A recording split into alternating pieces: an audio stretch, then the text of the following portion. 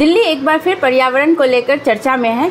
जैसा कि हर साल यहाँ पर अक्टूबर नवंबर के महीने में बहुत ही गंभीर वायु प्रदूषण हो जाता है, तो ऐसे में दिल्ली सरकार और IIT कानपुर ने मिलकर क्लाउड सीडिंग का निर्णय लिया था, लेकिन ये असफल रहा। तो जानेंगे क्यों ये असफल रहा, क्या है ये क्लाउड सीडिंग। नमस्कार साथियों, मैं तारा, पढ़ाकू A to Z में आपका स्वागत है। वीडियो को लाइक कर दीजिएगा और चैनल पर नए हैं तो सब्सक्राइब कर दीजिएगा। जैसा कि न्यूज़ में आया था, India conducts cloud seeding trial to clear New Delhi smog. तो क्या है ये क्लाउड सीडिंग? क्लाउड सीडिंग जो है एक आर्टिफिशियल रेन तकनीक है, जिससे बादलों से बारिश करवाने की कोशिश की जाती है। इसका उपयोग तब किया जाता है जब किसी क्षेत्र में सूखा, बहुत ही कम वर्षा हो या फिर जल संकट की स्थिति और बहुत ज़्यादा पॉल्यूशन हो जाए, तब भी हम इसका उपयोग करते हैं। यह काम कैसे करता है? जब वर्षा की संभावना हो लेकिन वो वर्षा होता नहीं है, तो एयरक्राफ्ट के जरिए हम बादलों में कुछ केमिकल छिड़कते हैं, जिसके कारण जो मौजूदा बादल जो रहते हैं वो संघनित हो जाते हैं, मतलब कंडेंस हो जाते हैं, जिसके बाद वो क्या होता है कि जल की बड़ी बड़ी बूंदें बनती है और बारिश के रूप में नीचे गिरती है। तो क्लाउड सीडिंग में कुछ केमिकल का उपयोग किया जाता है, जैसे silver iodide, sodium chloride, potassium iodide और ड्राई आइस। इस तरह से क्लाउड सीडिंग किया जाता है। ये मेथड जो है 1940 में लाया गया था। यहाँ आप देख सकते हैं, एयरक्राफ्ट के जरिए हम जो केमिकल रहता है उसका छिड़काव करते हैं, जिससे बादल बहुत हेवी हो जाता है, कंडेंस हो जाता है, जिसके बाद ये बड़े बड़े रेन ड्रॉप में नीचे गिरता है। क्लाउड सीडिंग का उद्देश्य यही रहता है कि सूखे प्रभावित क्षेत्रों में बारिश करवाना हो, जलाशय नदियों में जल का स्तर बढ़वाना हो, कृषि के लिए अगर पानी उपलब्ध नहीं है तब हम करवा सकते हैं। वायु प्रदूषण को कम करना, तो जैसा जिस दिल्ली में किया गया है, तो ये वायु प्रदूषण को कम करने के लिए किया गया है। ये प्रयोग जो है ज़्यादातर दिल्ली, बीजिंग जैसे बड़े शहरों में होता है। ओलों और धूल भरी आंधियों को भी रोकना इसका काम है। भारत में क्लाउड सीडिंग बहुत बार हुआ है, जिसमें कर्नाटक में 2017 में हुआ था, महाराष्ट्र में 2015-18 में, उत्तर प्रदेश में 2023 में, तमिलनाडु में 2022 में।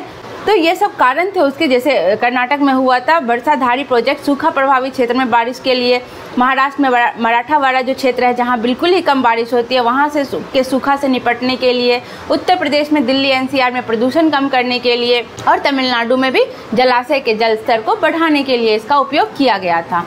इसके क्या फ़ायदे हैं? तो इसके फ़ायदे यही है कि जब बारिश संभावना तेज होगी तो जलाशय में पानी भरेगा, कृषि के लिए पानी मिलेगा, जल संकट को कम किया जा सकता है, प्रदूषण घटाया जा सकता है। लेकिन इसके कुछ नुकसान भी हैं, जैसे यह तकनीक बहुत ही ज़्यादा महंगी है। अब हम देखेंगे लास्ट में कि दिल्ली में जो अभी क्लाउड सीडिंग हुआ उस पर कितना खर्च पड़ा है।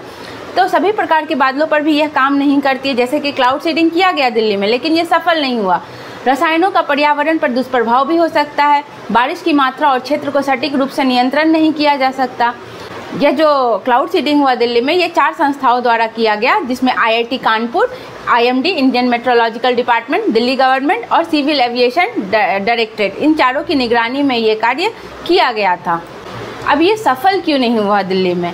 तो ऐसा कहना है, IIT कानपुर ने ये बताया कि जब क्लाउड सीडिंग किया गया था, इसमें सिर्फ 15 से 20% ही आर्द्रता थी, जबकि वर्षा उकसाने के लिए कम से कम 50% आर्द्रता चाहिए था। इसमें संभावना बहुत ही कम थी, फिर भी यहाँ पे छिड़काव किया गया। अनुकूल बादल संरचना का अभाव। दिल्ली में शीतकालीन मौसम के आमतौर पर वर्षा उपयुक्त गहरे नमी युक्त बादल नहीं बनते। ऑब्वियसली सी बात है कि विंटर सीजन अब आने वाला है, तो इसमें मॉइस्चर रिच बादल तो नहीं ही बनेंगे।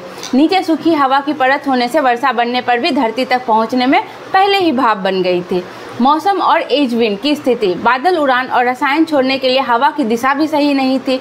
उद्देश्य परिधि का मसला, मतलब इस परियोजना का लक्ष्य हवा की गुणवत्ता सुधारना था, लेकिन क्लाउड सीडिंग वर्षा को नियंत्रित रूप से उत्पन्न नहीं कर सकती। यह सिर्फ एक सहायक उपाय, मतलब आप 100% नहीं कर सकते कि बारिश होगी ही। दिल्ली क्लाउड सीडिंग पूरी तरह से सफल नहीं हुआ और न ही पूरी तरह से विफल हुआ। इसमें IIT कानपुर ने कहा कि जो हमारे पार्टिकुलेट मैटर्स हैं PM 2.5 तथा PM 10 में थोड़ी कमी हुई, जो पॉल्यूशन के जो मैटर्स होते हैं वो थोड़े कम हुए हैं। इस तरह की तकनीक जो है मौसमी एवं पूर्व आधारित हालत पर निर्भर करते हैं। जब बादल, आर्द्रता, हवा सब अनुकूल हो तभी ये सब किया जा सकता है। वहीं दिल्ली के हालाती मौसम में यह कठिन साबित हुआ। तो इनमें कुछ नेताओं ने आरोप लगाया कि यह सिर्फ एक प्रचारक कार्य था। उन्होंने कहा कि सरकार को जब यह पता था कि इतनी क्लाउड नहीं है, 50% क्लाउड चाहिए होता है, जब इतना नहीं था तो ये करने की क्या ज़रूरत थी, क्योंकि इसमें खर्च बहुत बैठता है। जो दिल्ली में अभी क्लाउड सीडिंग हुआ उस परियोजना पर लगभग 3.2 करोड़ रुपए का खर्च किया गया, जो कि एक बहुत बड़ी अमाउंट होती है। ये सही भी है, जब आप इतना पैसा खर्च कर रहे हो तो आपको पहले से ही हर चीज़ों को जाँच परख लेना चाहिए, जिसमें विमान जो किराया था, जो एयरक्राफ्ट यूज़ किया गया, सिल्वर आयोडाइड का यूज़ किया गया, इसमें जो फ्यूल लगे, तकनीकी उपकरण जो लगे, उन सब का खर्चा यहाँ पे शामिल है। सरकार का कहना है कि हम इसे मौसम तथा प्रदूषण नियंत्रण के लिए कर रहे थे, अगर ये सक्सेस नहीं हुआ तो इसमें हम कम से कम सुधारने की कोशिश तो कर रहे थे। तो ये था दिल्ली का क्लाउड सीडिंग, जो सफल भी हुआ और नहीं भी। कुछ मैटर्स जो थे पार्टिकुलर 2.5 और 10 जो कि कम हुए, लेकिन ऐसा ओवरऑल देखें तो ये पूरी तरह से सफल नहीं हो पाया है। तो इस पे आपकी क्या राय है, कमेंट बॉक्स में ज़रूर बताइएगा। वीडियो को लाइक कर दीजिएगा और चैनल पर नए हैं तो सब्सक्राइब कर दीजिएगा। धन्यवाद। फिर से मिलते हैं एक नए टॉपिक को लेके।